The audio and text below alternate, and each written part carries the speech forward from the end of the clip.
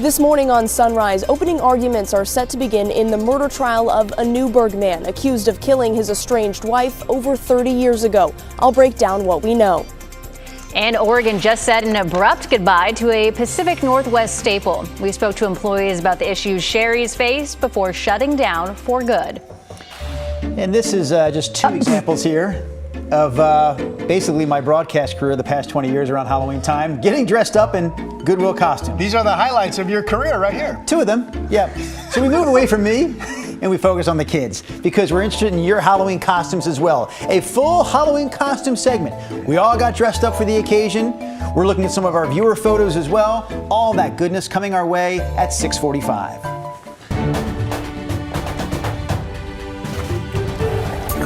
I'll tell you what, as we kick off this 6 o'clock hour of Sunrise, if you weren't watching right at the start of 5:30, you may have missed one of the absolute highlights of the morning. You remember what happened at 5:30? Oh, yes. Chris in spandex? You embarrassed me in spandex. I yes. didn't embarrass you. Somebody did. Planning producer Brittany Smith put together this great Goodwill Halloween Should have costume never segment. let her put me into that costume. We had Chris in a Mr. Incredible outfit that was top-notch, to say the least. Incredible. At least 2 sizes too small. Yes. All right, Chris with his traffic report in a moment. First, though, Rodney. Oh, Rod's going to be dressed as a Care Bear.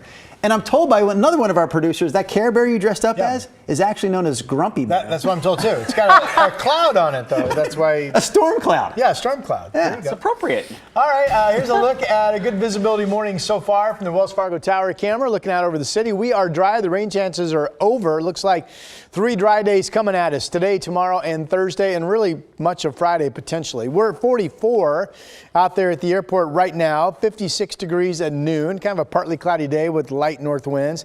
I have us getting up to 60 or 62 for a high. Here's Chris. That looks pretty good, and so too does the morning drive. Right now, Highway 26 out near the Sylvan Hill, rolling right along. There's a little patchy fog here up in Vancouver. This is I-5 at the Interstate Bridge. That looks pretty good, and maybe some low clouds here at Wilsonville. But again, the freeway drive is in pretty good shape, so let me tell you about this coming up a little later on this morning. In fact, just an hour from now, intermittent lane and ramp closures on the Morrison Bridge. That's from 7 a.m.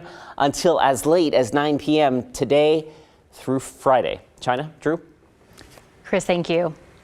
Opening statements are scheduled to begin today in the murder trial of Robert Atrops. The Newburgh man is accused of killing his estranged wife more than 30 years ago. Ashley Grams joins us live now outside the Washington County Courthouse. So Ashley, walk us through what we know about this case so far. Drew, China, good morning. Washington County investigators say this was a cold case for many years. It wasn't until 2021 when the district attorney's cold case team and the sheriff's office took a closer look, re-interviewing witnesses, re-examining forensic evidence. That led to the eventual arrest of Robert Atrops last year. He's charged with the murder of his estranged wife, Deborah. Atrops has pleaded not guilty. Now, this is KGW archive footage from 1988. The year Deborah was found dead in the trunk of her Honda Accord near Beaverton. Investigators say Deborah was strangled to death. She was reported missing after Robert Atrops called Tigard police saying he couldn't find her and she didn't arrive to pick up their daughter. Now, jury selection started last week. Opening statements are set to begin today. I'll be in the courtroom later this morning trying to learn more about the evidence that prosecutors are going to present, as well as Robert Atrops' defense. China, Drew? All right, thank you, Ashley. Ashley Grams live outside the Washington County Courthouse. Meanwhile, the Portland Auditor's Office decided that city commissioner and one of the leading candidates for mayor, Renee Gonzalez, did violate a campaign finance law by using city money to make edits to his Wikipedia page.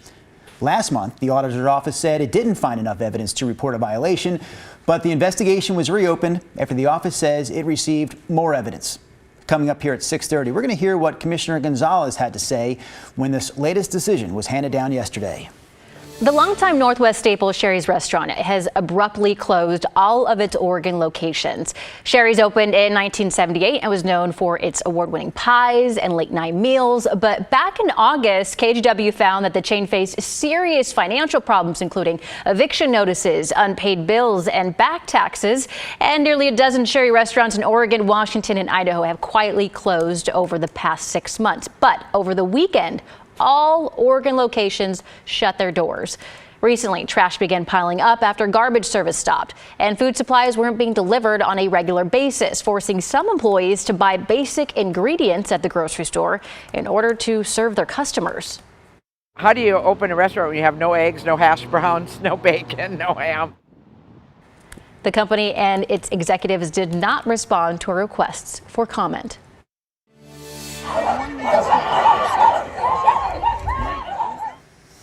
What we just heard right there were chants coming from the Canby Rebels dugout. Parents and spectators described it as monkey and barking noises made towards the only black player on the Sherwood E-Force team. This was during the championship game of a 14U softball tournament in Tigard over the weekend.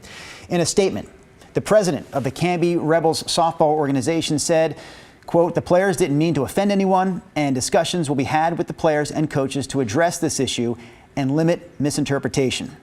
We also spoke to a parent whose daughter plays on that E-Force team. She says her daughter, who's a white player, also a pitcher, did not receive those same chants. I would want to know from the kids, this is a learned behavior. Did you know what you were doing? Did you know what that barking and monkey sounds was? A formal complaint has been filed with the USSSA. KGW reached out to coaches on both of the teams, but so far we haven't heard back. 4 Vancouver neighborhoods are getting funds for traffic safety. It's part of the city's neighborhood traffic calming program. The funding will go towards the Emerald Landing, Lincoln, Northwest, and Edgewood Park neighborhoods. These changes are expected to be implemented next summer or fall. The American Red Cross Cascades region recently unveiled this new environmentally friendly Bloodmobile. The new vehicle features an innovative system powered by a battery pack and a solar panel. It's expected to collect more than 4,500 units of blood each year and will give local businesses the ability to host more environmentally friendly blood drives.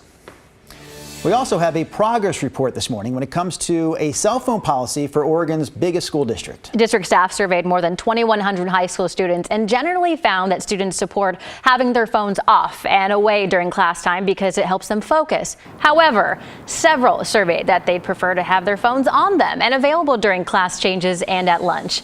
Many schools have some sort of policy already in place, such as using phone caddies where students put their phones away at the beginning of each class. And then there's the off and away policy where you can have your phone in your backpack. You're just not allowed to use it.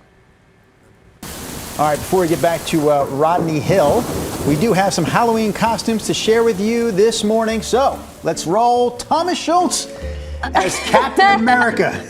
It's a great costume, actually. Keep in mind, this costume brought to us by our friends at Goodwill. So yes, you can find fantastic costumes like this still this month at Goodwill. Costume that was really worn and bought into by Tom. Oh, we've already flipped the script. Yeah, Captain America out, Ted Lasso in. Did you watch the TV show? I did watch Ted Lasso. You look nothing like him. What do you mean? Oh. I mean, come on. Oh. The stash. Mm-hmm. The soccer ball. I got a soccer ball there. Yeah, you do. Pants. You do. You almost nailed it. This close. I thought they were good with that one too. The aviator glasses. Goodwill is always a great place. You're going to find a costume that doesn't cost a lot of money, of course. And when you purchase your costume there, you're also helping people in our community who have barriers to employment. They employ those people at Goodwill, giving them real purpose. And yeah, that is not a real mustache, in case anyone wondered about that. It's a good looking mustache, though. Very good looking. Thank you, Rod. Oh. Sure. Look at the numbers behind me. Again, my number one mission in the coming days, we're all dry today. My number one mission is to prepare you for a rainy weekend. Right now, it looks like occasional rain on Saturday. Those amounts might not be that heavy, meaning if you have plans to be outdoors, maybe it's not too bad. But Sunday and Monday potentially are both washout days. Hours of steady rain with solid rain rates. And the majority of the numbers you see on this map behind me will come Sunday and Monday. And look at this, 2.20 in Tillamook, over 2 at the coast generally, and the potential of up to 2 inches of rain even in the Willamette Valley.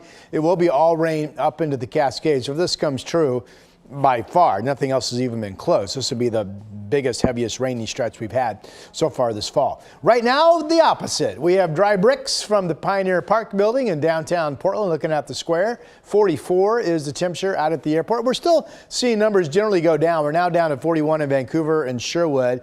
30s out in Washington County. Hillsborough, you're now down to 36. So a good old-fashioned chilly start for you. 39 out in McMinnville and Dallas. It's 45 in Salem. Good morning to you.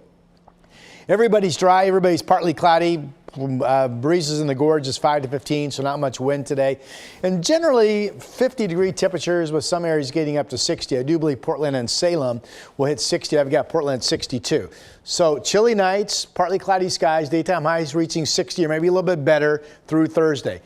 Forecast change. Friday daytime now looks dry. We have an increasing chance of showers Friday evening, but maybe the rain holds off until Friday overnight. And then the rain that we talked about for the weekend. So yes, don't put off mowing the grass until the weekend. You won't get it done. That's my forecast.